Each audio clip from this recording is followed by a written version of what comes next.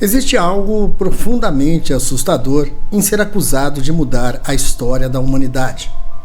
Imagine acordar um dia e descobrir que o mundo inteiro acredita que você foi o responsável por espalhar uma doença mortal. Não um assassino comum, não alguém armado, mas alguém apontado como o início de uma epidemia. Durante décadas, um homem carregou esse peso. Seu nome foi associado à morte de milhões e ficou conhecido como Paciente Zero. Eu sou o Toninho Gulim e estamos começando mais um episódio da série Crimes Reais.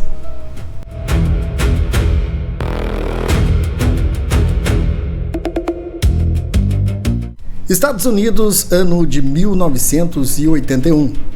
Médicos começam a perceber algo estranho. Homens jovens, saudáveis e sem histórico grave de doenças, de repente, começam a morrer. Os sintomas eram assustadores. Pneumonias raras, infecções agressivas, um câncer incomum chamado sarcoma de Kaposi. O sistema imunológico simplesmente desaparecia. Naquele momento, ninguém sabia exatamente o que estava acontecendo. A medicina ainda não conhecia o HIV. A imprensa começou a usar nomes aterrorizantes: câncer gay, praga misteriosa, doença mortal sem cura. O medo crescia rapidamente. E junto com o medo surgia a necessidade de encontrar um culpado. No meio dessa investigação aparece um nome: Gaetan Douglas. Um jovem canadense e comissário de bordo, carismático e inteligente. Ele viajava constantemente entre Canadá e Estados Unidos e havia algo que chamou a atenção dos investigadores. Muitos pacientes infectados pareciam ter tido contato com ele. Pesquisadores do CDC começaram a montar diagramas para rastrear possíveis conexões entre os casos. Nos documentos internos, Douglas foi identificado com a letra O. A letra significava Out of California, fora da Califórnia. Mas alguém interpretou errado, e assim o O virou um número, 0. E assim nasceu um dos termos mais famosos e mais perigosos da história moderna: Paciente Zero. Em pouco tempo, Gaetan Douglas deixou de ser uma pessoa, ele virou um símbolo. A mídia o transformou quase em uma entidade maligna. O homem que trouxe a AIDS, o homem que espalhou a morte. Em 1987, o jornalista Randy Shilts lança o livro And the Band Played On, e a banda continua a tocar. A obra se tornou um sucesso mundial, inclusive se transformando num filme em 1993 com Matthew Modine como protagonista.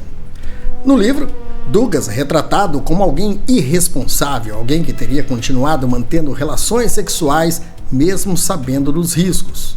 O público ficou horrorizado. O nome de Gaetan Douglas se tornou sinônimo de epidemia. Mas havia um detalhe cruel nessa história. Gaetan Douglas já estava morto.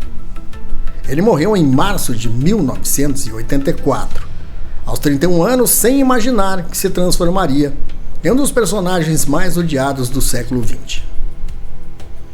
Décadas depois, a ciência avançou e, com novas análises genéticas do HIV, pesquisadores descobriram algo impressionante. Em 2016, um estudo publicado pela revista científica Nature revelou: Gaetan Douglas não foi o primeiro infectado nos Estados Unidos. Na verdade, o vírus já circulava em Nova York anos antes dele. O HIV provavelmente havia chegado ao continente americano ainda no final dos anos 1960. Durante décadas, o mundo acreditou em uma narrativa. A narrativa precisava de um rosto, precisava de alguém para culpar, e Gaetan Douglas foi o escolhido.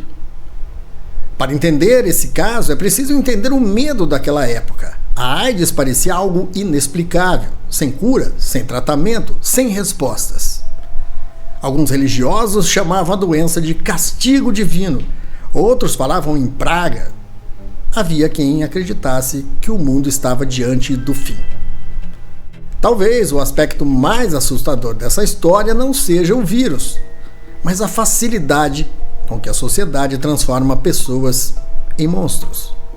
O chamado paciente zero nunca foi realmente o primeiro, mas acabou marcado para sempre como o homem que teria iniciado uma tragédia mundial. Os fatos mudaram, a ciência evoluiu, mas nomes às vezes permanecem condenados pela história. Gaytan Dugas morreu em 1984 e décadas depois ainda existe quem o veja como o homem que espalhou a AIDS. Talvez porque o medo precise de um rosto, talvez porque o desconhecido sempre encontra alguém para carregar a culpa. Eu sou Toninho Gulim e esse foi mais um episódio do canal Crimes Reais, onde a verdade pode ser tão perturbadora quanto qualquer lenda.